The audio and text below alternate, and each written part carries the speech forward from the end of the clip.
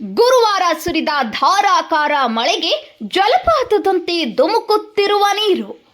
ಬೇಸಿಗೆಯ ತಾಪಕ್ಕೆ ಬೇಸತ್ತ ಜನಕ್ಕೆ ಮಂದಹಾಸ ಮೂಡಿಸಿದ ವರುಣದೇವ.